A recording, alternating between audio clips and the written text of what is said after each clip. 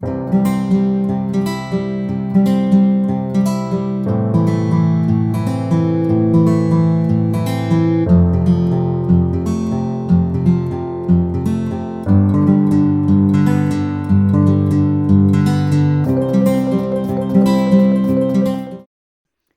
Friends, welcome back to my channel that's back ventures academy. आज का जो हमारा टॉपिक है that is frequency division multiple access, जिसको शॉर्ट फॉर्म में हम FDMA भी बोलते हैं।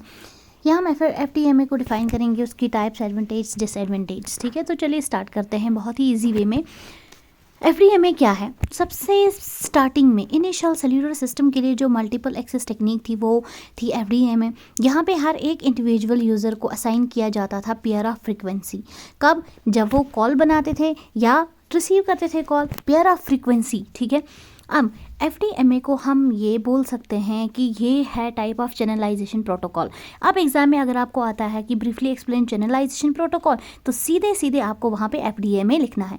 तो यहाँ पे बैंड विड्थ जो है उसको डिवाइड किया जाता है बहुत सारे फ्रीक्वेंसी बैंड्स में। ठीक है, अब हर एक स्टेशन जो है वो बैंड के साथ एलोकेट किया जाता है जो यूज़ होता है टू सेंड द डेटा। तो ये जो बैंड है, ये बैंड हर एक पर्टिकुलर स्टेशन के लिए रिजर्व रहता है ऑल द टाइम। ठीक है, और यही बैंड किसके लिए फिर यूज़ होता है? डेटा को सेंड करने के लिए। अब हम देखेंगे FDMA के कुछ फीचर्स।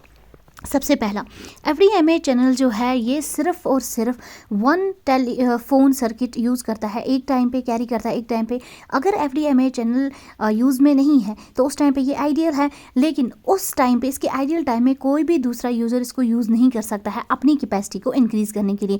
दैट मीन्स कि ये आइडियल टाइम में किसी और को यूज़ करने नहीं देता, ये उस टाइम पे आइडियल ही रहता है। ठीक है, विदाउट एनी वर्क। तो अब जब असाइनमेंट हमने किया वॉइस चैनल, उसके बाद जो बेस स्टेशन और MS का मतलब है मोबाइल स्टेशन जो है वो ट्रांसमिट करता है डेटा साइमल्टेनियसली, एक ही साथ एंड कॉन्टीन्यूअसली। ओके, अब बैंड विड्थ्स की बात करेंगे। जो FDMA सिस्टम की बैंड विड्थ्स हैं जनरली वो नैरो होती हैं। मतलब FDMA जो है वो यूजुअली इम्प्लीमेंट होता है नैरो बैंड सिस्टम के लिए। तो यहाँ पे जो सिंबल टाइम होता है इसका वो ज़्यादा होता है as compare to your average delay spread. ठीक है, अब यहाँ पे बैंड विड्थ के बारे में हमने क्या समझा? FDMA कि ये यहाँ पे यूज़ होता है किसमें? नैरो बैंड सिस्टम्स में। अब अगर हम कम्प्लेक्सिटी की बात करेंगे तो FDMA जो सिस्टम्स है इसकी कम्प्लेक्सिटी कम है अगर कंपेयर करते हैं बाकी टेक्निक से, जैसे TDMA है, उनके कंपैरिजन में FDMA काफ़ी सिंपल है। ठीक है, TDMA कम्प्लेक्स है। तो FDMA जो है इसको चाहिए टाइट फिल्टरिंग, ये फिल्टर करता है इंटरफेरेंस वगैरह को, ताकि ये क्या कर पाए, अपना जो वर्क है, एफिशिएंसी है, उसको इम्प्रूव कर पाए। अब FDMA की कुछ टेक्निक्स हैं, दो टेक्निक्स हैं। पहली जो है दैट इज़ मल्टी चैनल पर कैरियर ट्रांसमिशन, जिसको हम शॉर्ट फॉर्म में MCPC भी बोलते हैं। सेकेंड, सिंगल चैनल पर कैरियर, जिसको हम शॉर्ट फॉर्म में SCPC भी बोलते हैं। ठीक है, अब ये दो ट्रांसमिशंस जो टेक्निक्स हैं FDMA के, ये हम अलग अलग से डिफाइन करेंगे। तो सबसे पहले हम देखते हैं MCPC। ठीक है, तो MCPC क्या है? ये एक ऐसी टेक्नोलॉजी है जहाँ पे मल्टीपल डेटा चैनल्स को हम इकट्ठे कंबाइन करते हैं और फिर क्या करते हैं, साइमल्टेनियसली एक ही साथ इन सब को ट्रांसमिट करते हैं। लेकिन यहाँ पे जो कैरियर फ्रीक्वेंसी यूज़ होती है वो सिर्फ सिंगल कैरियर फ्रीक्वेंसी यूज़ होती है।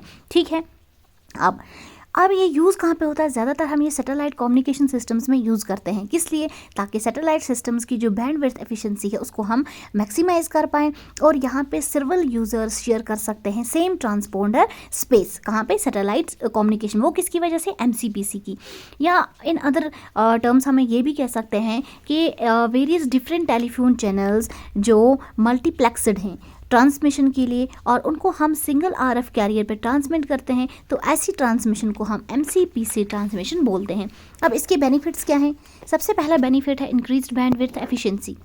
ठीक है, यहाँ पे हम शेयर करते हैं सिंगल कैरियर, तो उस टाइम पे MCPC जो है ये अलो करता है ज़्यादा से ज़्यादा data transmission on your limited frequency spectrum. क्योंकि यहाँ पे इसका नाम ही है मल्टी चैनल, तो बहुत सारी चैनल्स पर कैरियर, तो यहाँ पे कैरियर जो सिग्नल होगी वो क्या होगी? सिर्फ 1 होगी कैरियर फ्रीक्वेंसी। ऐसे याद रख सकते हो आप। सेकेंड इसकी बेनिफिट है कॉस्ट इफेक्टिव। तो यहाँ पे मल्टीपल ट्रांसपॉन्डर्स की नीड नहीं है, उसकी नीड को ये रिड्यूस करता है, जिसकी वजह से ओवरऑल ऑपरेशनल कॉस्ट जो होती है वो काफ़ी हद तक कम होती है। Therefore it is cost effective technique. अब हम बात करेंगे इसकी दूसरी टेक्निक की, दैट इज़ SCPC। SCPC जो है ये एक ऐसा मेथड है जहाँ पे हम कैरियर फ्रीक्वेंसी को असाइन करते हैं सिंगल कम्युनिकेशन चैनल पे, ठीक है। और सेकंड, अब क्या है, यहाँ पे ये प्रोवाइड करता है dedicated bandwidth for a single user, one user और सिंगल कनेक्शन। सिंगल यूज़र का मतलब सिंगल कनेक्शन है। ज़्यादातर यूज़ कहाँ पे होता है, सैटेलाइट कम्युनिकेशन सिस्टम्स में यूज़ होता है। क्यों? क्योंकि सैटेलाइट कम्युनिकेशन में चाहिए अनइंटरप्रेटेड ट्रांसमिशन और गारंटीड ट्रांसमिशन। तो ये दो चीज़ें जो हैं ये कौन प्रोवाइड करेगा सैटेलाइट कम्युनिकेशन में? SCPC, ठीक है। तो अब हमारे पास अगर हमारे पास एक सिस्टम है जहाँ पे large number of small earth stations use किए जाते हैं, फॉर एग्जांपल मोबाइल टेलीफोन्स, तो वहाँ पे इनको हम सिंगल ट्रांसपोर्टर से एक्सेस कर सकते हैं यूजिंग FDMA। तो इस टाइप के FDMA को क्या बोलते हैं? SCPC FDMA, ठीक है। SCPC सिस्टम्स जो हैं उनको हम इजीली रिकॉन्फ़िगर कर सकते हैं, लेकिन वो डिपेंड किस पे करता है इनकी रिकॉन्फ़िगरेशन? ट्रैफिक कंडीशंस पे जो एक्यूमुलेट की गई है किसी भी पर्टिकुलर सिस्टम में। तो उस वजह से इस रिकॉन्फ़िगरेशन की वजह से ये काफ़ी कंपैटिबल बन जाता है किसके साथ? डिमांड असाइनमेंट सिस्टम्स के साथ। कौन सा सिस्टम? हमारा SCPC सिस्टम, ठीक है। अब सेकेंड चीज़ इसमें क्या है, जब हमारी लिंक एक्टिवेट हो गई होती है उस टाइम पे कैरियर जो है SCPC चैनल्स के लिए तभी ही हम उसको ट्रांसमिट कर सकते हैं, ठीक है। तो ये जो चीज़ है इससे क्या होता है, इससे जो ट्रांसपोंडर पावर कंजप्शन है वो काफ़ी हद तक रिड्यूस हो जाती है। अब हम देखेंगे इस सिस्टम के एडवांटेज। सबसे पहले तो एडवांटेज की बात करेंगे। सबसे पहला एडवांटेज हाई रिलायबिलिटी काफ़ी हाई है इसकी। सेकंड, सिक्योरिटी की बात करेंगे तो काफ़ी अच्छी सिक्योरिटी है क्योंकि यहाँ पे हम ये सैटेलाइट कम्युनिकेशंस में यूज़ करते हैं। थर्ड, प्रेडिक्टेबल परफॉर्मेंस, ये इसकी थी एडवांटेज। अब बात करते हैं इसकी डिसएडवांटेज की। तो एफिशिएंट है लो डेटा ट्रैफिक्स के लिए एंड कास्ट इनएफिशिएंट है, सॉरी।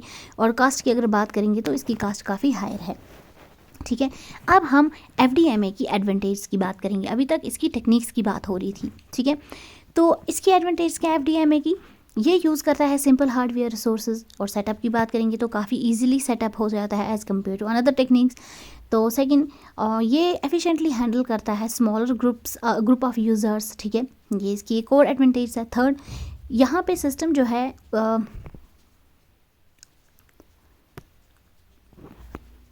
सिस्टम हमारा जो है वो कॉम्प्लिकेट नहीं है। तो यहाँ पे जो भी स्टेशंस हैं वो इजीली ट्रांसमिट कर सकते हैं कॉन्टीन्यूसली, उनको अपनी टर्न की वेट करने की ज़रूरत नहीं है।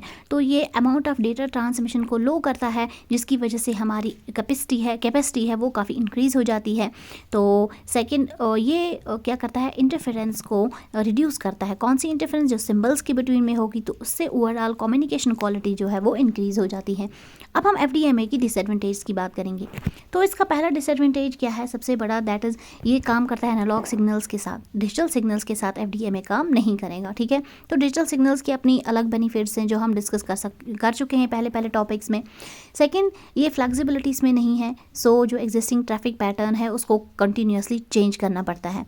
अब ट्रांसपॉन्डर जो है उसको चाहिए एक्सेसिव बैंडविड्थ। ट्रांसपॉन्डर क्या है? ये एक ऐसा डिवाइस है जो ऑटोमेटिकली क्या करता है, जब सिग्नल रिसीव करेगा तो उसको रिस्पॉन्ड उस सिग्नल को ऑटोमेटिकली देगा। तो ये हाई ट्रैफिक कैपेसिटी सपोर्ट नहीं करता है। मैक्सिमम बिट रेट पर चैनल काफ़ी स्मॉल है और वो फिक्स्ड रहती है। तो ये इसकी कुछ डिसएडवांटेज थी।